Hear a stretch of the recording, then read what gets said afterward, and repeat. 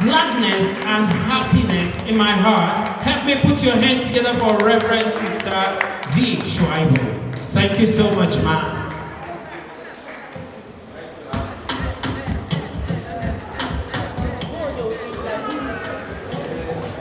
Thank you. Praise the Lord.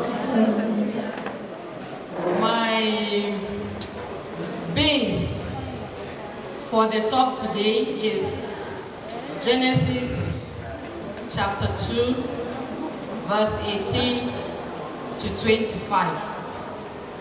Genesis 2, 18 to 25. Friendship in marriage. After God created everything, as we will find in the text, He created all the animals, the trees, the angels, everything. He brought them to the man and asked the man to name them, giving him authority over what he has created. So man named all the living beings. But we were told, of all the creatures, there was none like him. And so God said, it is not good for the man to be alone. I will make him a helpmate like him. That is the foundation for friendship in marriage. And the topic of friendship in marriage answers the two divine purposes of marriage. God created and established marriage for two reasons. The very first one is for friendship, and the second one is for procreation. But most often, we only emphasize the procreation side and forget the friendship side. Because in the beginning, God said there was none of the creatures that is like the man. He doesn't have a companion. All the animals that he named, all the created things that he made, there was none that is close to the man. So God said he was going to make a helpmate for him. And the Hebrew term for that helpmate is Ezer Kenegdo. Ezer Kenegdo. Ezer means a help, and then Kenegdo stands for a mate suitable for him. And the Greek term, the Hebrew term is translated in different forms, because the Hebrew language, for one term, you will have a lot of meaning to it. And so you have to translate it correctly within the context that it is used for you to get the exact meaning of the term in that passage. So that Ezer Kenegdo, especially Kenegdo, can mean one as before him, or one corresponding to him, or one like himself, one in his shape, one in his constitution, one that has his disposition, one fit for him, his counterpart, one suitable to his nature, one suitable to his need. So it can have all this variety of meaning, just that Kenegdo. So it means of all the creatures that God has made, there is none that is his counterpart. There is none that is his nature. There is none that will satisfy his need. There is none that is in his shape, that has his own constitution, that has his own disposition. So of all the creatures, so that is why in our generation, when you hear a man marrying a dog, you begin to wonder. If a dog were to be a companion to the man, there would have been no need for God to create a woman. It becomes an aberration when a human being goes down below his own nature to go and be made intimately with another creature, as we see it happen, and even legalized in some societies. I read somewhere in the net that a woman was marrying a tree. A tree. I wonder. I wonder. A man marrying a man. Because when God was to make a companion for the man, he created a woman, not another man. If God wanted a man to have a man for a companion, he would have created another man, isn't it? Yes. But he created a woman. So, from creation, God has intention for what he has created. But our generation and our society is changing the fundamental nature of what God has intended from the beginning. All that God has intended for his creation was set on the first few days of creation. And the woman was the last creature he created. And some people will say the most beautiful of all the creatures that God has made. She is. She is the rounding up, the concluding of his own act of creation.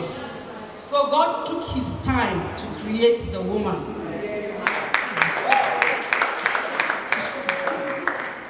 The woman is beautiful from inside out. That is why she is attractive to the opposite sex. And when God created Eve and brought her to Adam, what did he say? At last, it means that he yearned for that companion. He longed for it. He needed it. He desired it. And God saw it and he brought it to him. And when he saw her, he said, at last, this is bone of my bone, flesh of my flesh, she shall be called woman. He named her, but he recognized her as one with him. She has the same bone with him. She has the same flesh with him. She has the same nature with him. She is of his own constitution. She will satisfy his needs. So his exclamation of at last explains the whole intimacy that exists in marriage. And so what God intended for marriage is first of all that compatibility of companionship and friendship. Once that bond is created, other things will fall in line. Other things will take their position.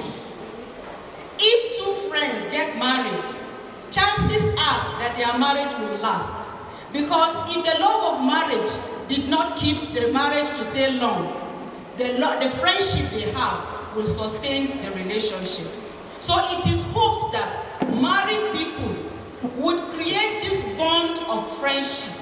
This bond, the man will be able to say, aha, this at last is bone of my bone, flesh of my flesh. She belongs to me. And by the way, this exclamation of Adam is made by every man that meets a woman he wants to marry. It is made because if I am to ask each of the men here, what did you see in the woman that you married? What did you see that attracted you to her? And what did you say to yourself? Some will say their heart went boom, isn't it? Their heart went boom. Some there are no words to describe. For me, that is the divine connection of that relationship. This divine connection of that relationship is beyond words. Sometimes you don't even have the words to describe them. But if you are able to connect at that spiritual and divine level, your relationship will last. Because each man is created for a particular woman. And each woman is created for a particular man. And that is why from the beginning, God intended that there should be only one man and one woman. Polygamy is not God's creation. So that when we come to the New Testament and they were asking Jesus about divorce, he took them back to Genesis. He said, in the beginning, what was it? God made them male and female, not man and women. No, male and female. He made one man, one woman for each person. So polygamy is our own human invention for our own human satisfaction, but it's not divinely arranged. What is divinely arranged is one man, one woman. And by the way, the name Adam in Hebrew is translated humanity, not just man, as we see it in our Bible. The name for a man in Hebrew as a masculine person is a different name. The name Adam in Hebrew means humanity, and it is connection, the man and the woman together are called Adam. Why are they called Adam? Because they are from the soil, and the earth, the soil in Hebrew is called Adamah. Adamah. So Adam comes from Adamah. So the human being, male and female, come from the soil. And so the human person has a connection with the earth. We are created from the earth, and when we die, we go back to the earth again. So there is that connectivity. And part of that connectivity with the earth that we have is the fact that the earth is fertile, and the human being is also fertile. Fertile in the sense of procreation, fertile in the sense of your heart planting good seeds and producing good seeds also. So that connectivity between the Adam and the Adamah is intended by God, that we have a connection with the earth. And so, my dear brothers and sisters, as you are married, you need to cultivate friendship and intimacy with one another. How do you go about that? Look at your communication as a couple. What do you talk about most of the time? If you are very close to a friend, you know that your communication does not end. It flows naturally. When you go through something, you are longing to meet your friend to share with him.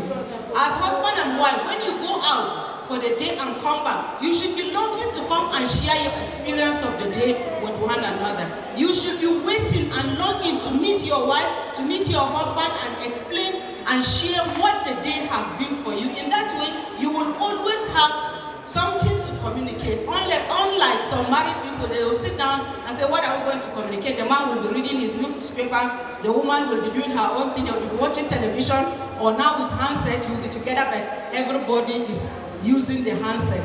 So, for you to sustain your intimacy and connectivity, you need to cultivate that friendship in your marriage, so that you make your wife your friend, you make your husband your friend, you make your children your friends.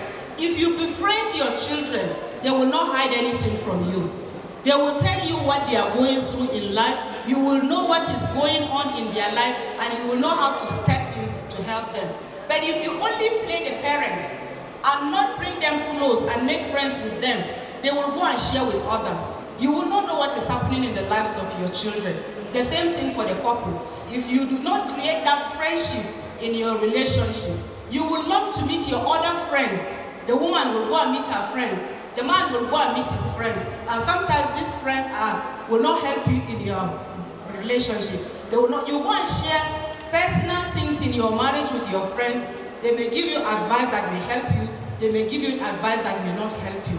But if that intimacy and friendship is present and is sustained in your marriage, bringing a third party to your marriage will be almost not there. Because you will resolve your issues on your own. You will be open to share with one another what is going on in your marriage, in your personal life, and then you will be able to resolve your issues.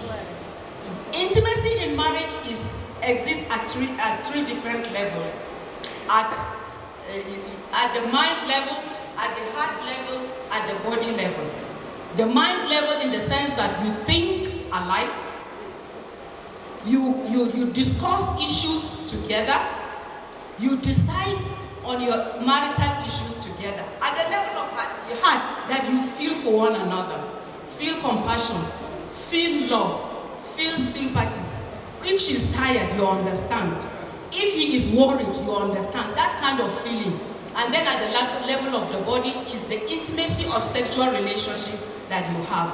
But most of the time, it is the bodily intimacy, the bodily union that is emphasized, while the mind, the heart is not there. But once you have achieved that intimacy at the mind level, at the heart level, the one of the body just happens automatically, and then it seals it up for you. So my dear brothers, sisters, I encourage you to develop your friendship in marriage with your husbands, with your wives, and with your children. Thank you so much.